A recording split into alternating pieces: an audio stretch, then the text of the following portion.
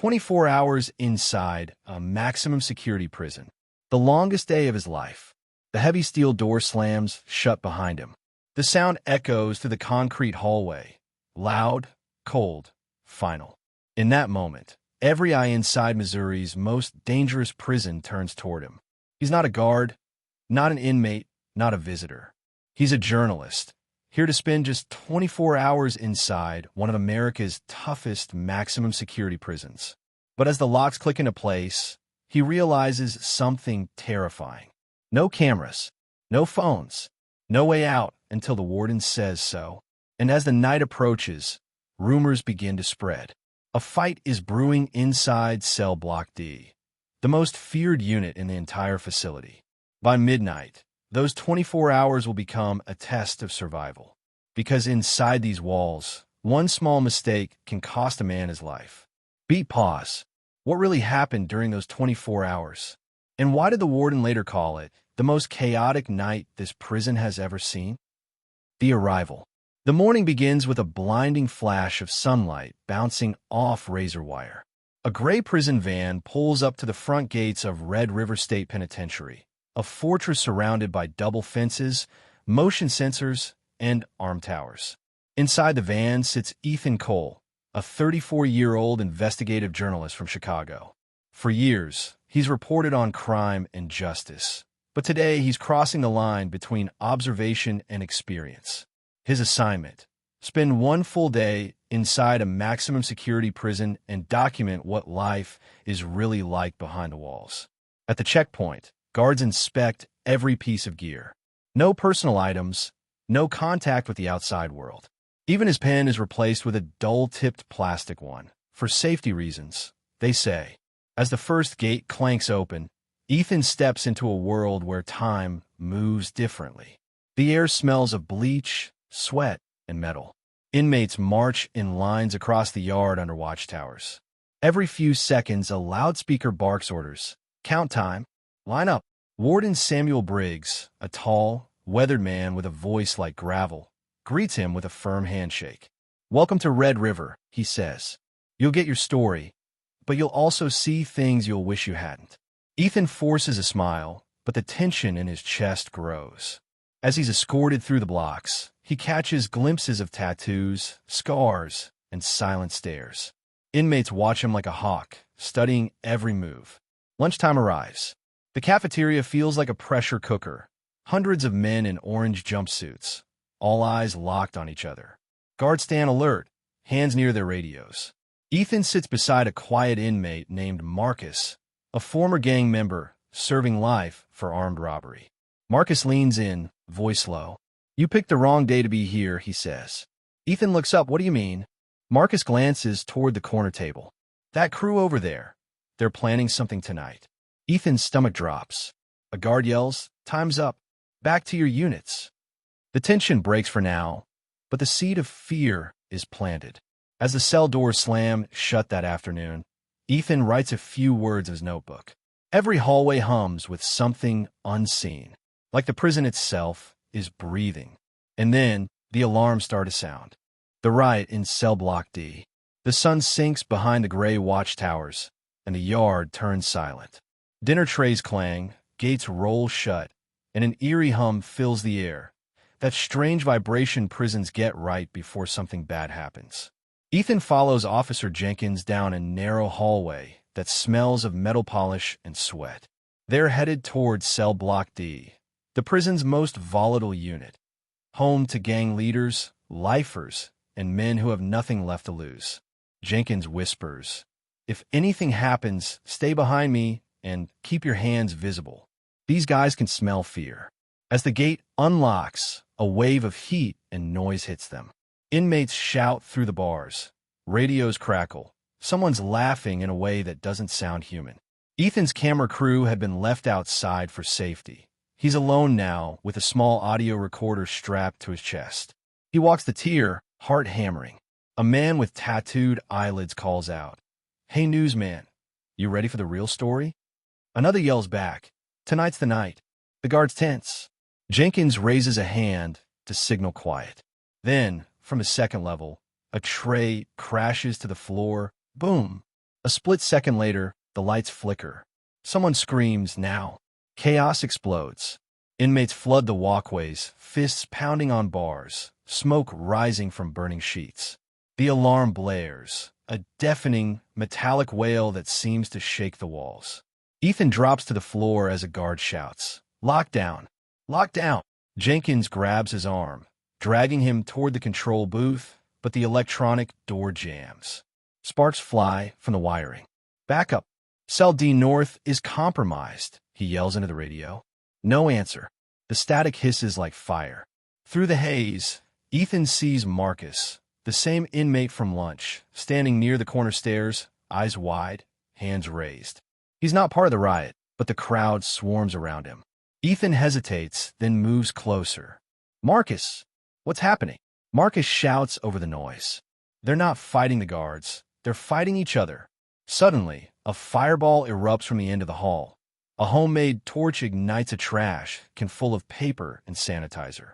The heat surges, filling the corridor with choking smoke. Ethan and Jenkins crawl behind a steel desk. Jenkins slams his emergency beacon, but nothing happens. Power's gone. Radio's dead. They're trapped inside. Ethan coughs, eyes burning, recording every sound he can. Through the glass, he sees guards retreating, doors sealing automatically to contain the riot. But he and Jenkins are on the wrong side.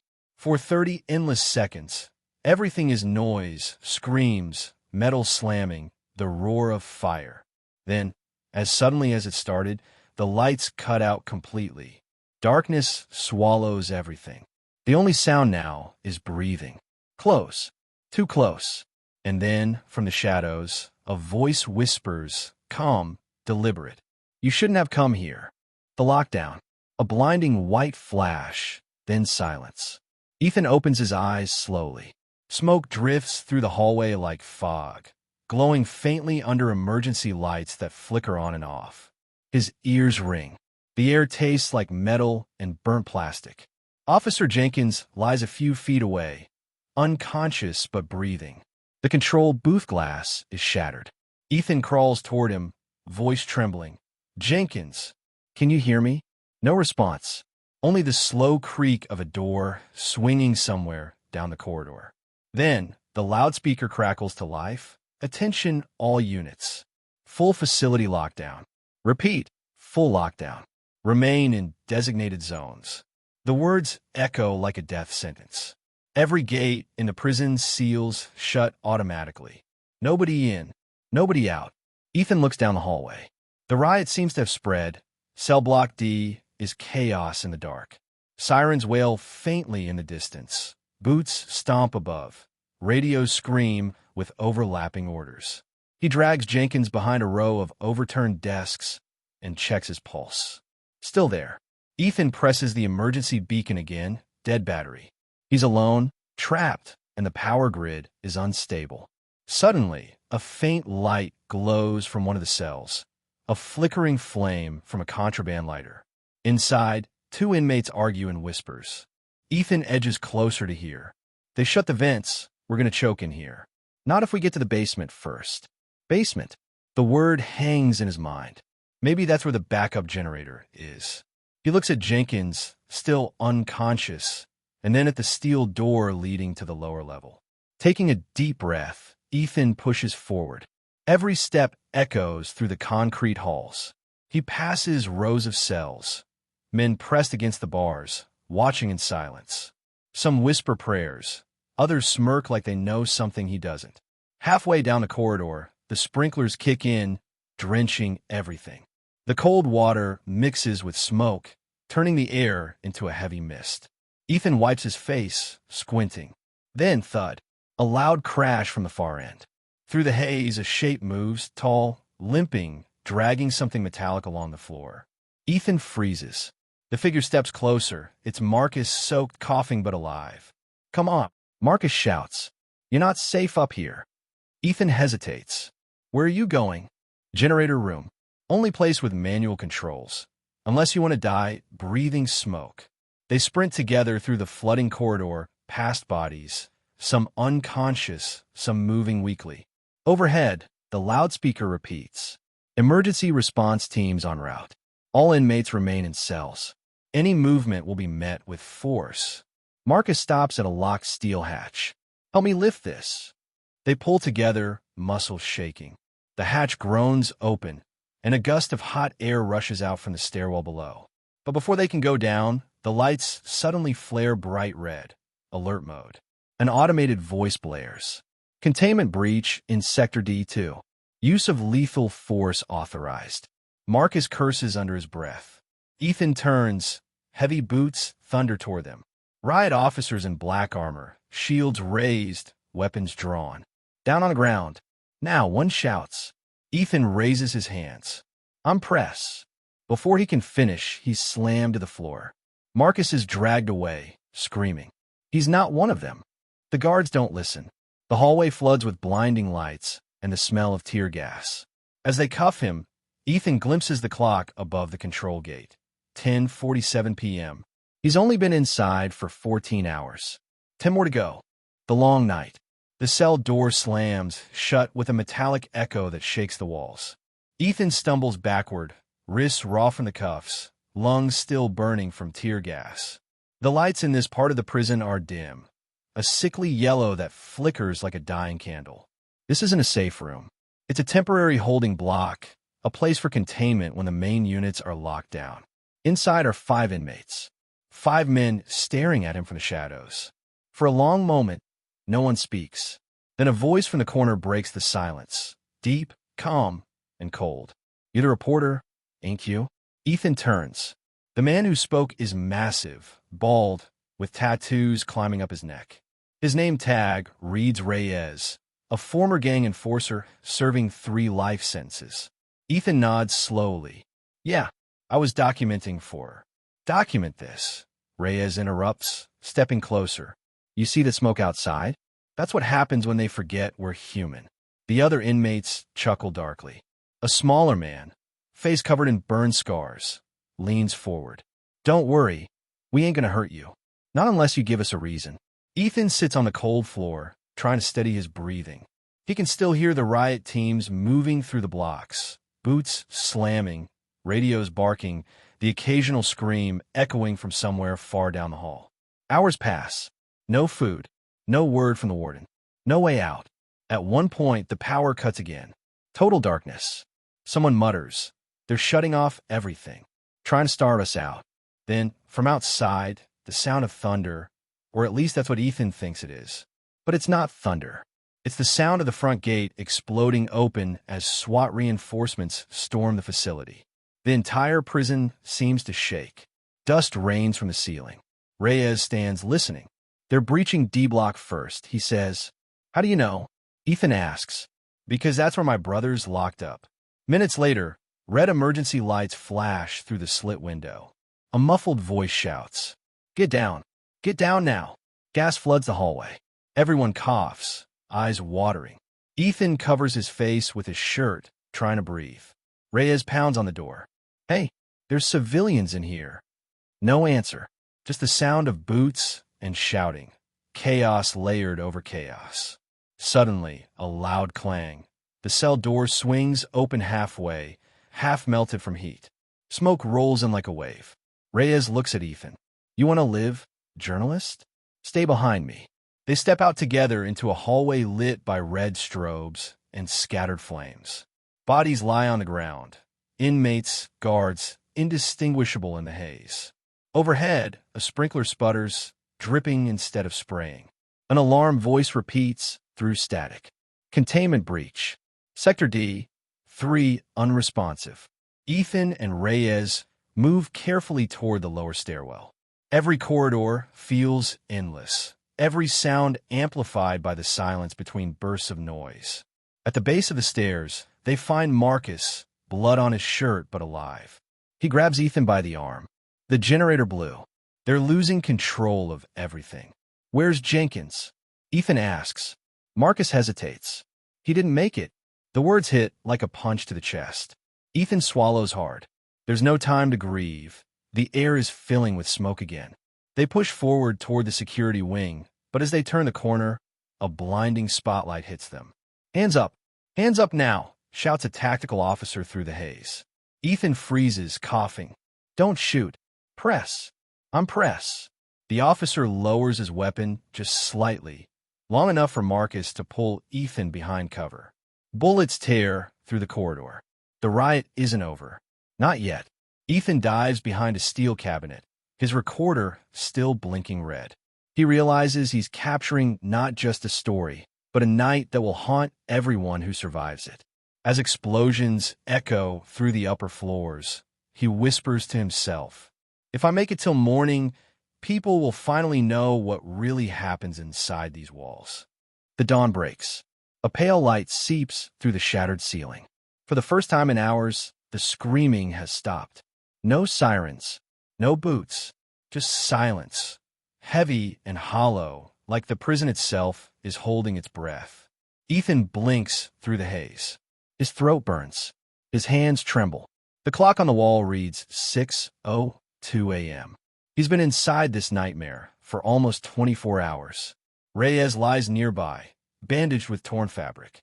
Marcus sits beside him, face streaked with ash. Neither of them speaks. They've seen too much to find words. Down the hall, a team of medics and guards move cautiously, clearing one section at a time. The riot is over, but the damage is everywhere. Walls scorched black, windows shattered, the smell of burnt wiring clinging to everything. A guard approaches, rifle lowered. "Is anyone here injured?" he asks. Ethan stands slowly. "We're alive," he says, voice barely a whisper. They're escorted to the intake area, the same place Ethan entered the day before. But now, the once sterile hallway is lined with stretchers. Some inmates lie still, covered with sheets. Others sit handcuffed, staring at nothing.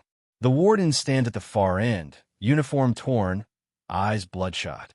When he sees Ethan, he exhales sharply. "You made it," he says. Ethan nods, exhausted. "Barely." Briggs glances toward the wreckage beyond the gates. 20 years in this job," he mutters, "and I've never seen a night like this. One spark. That's all it takes to turn a prison into a war zone." Ethan looks at him, then at the inmates being led past. Marcus gives a faint nod, a silent goodbye, before being shackled and taken away. Reyes, limping, is loaded onto a transport gurney. The guards avoid eye contact with everyone.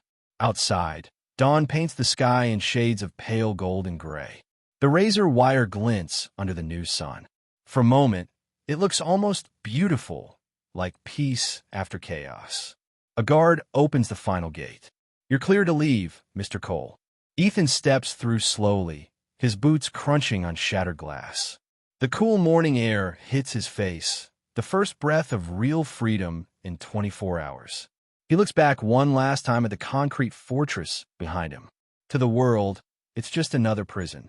But to him, it's now a living thing, something that eats time, swallows hope, and never lets go.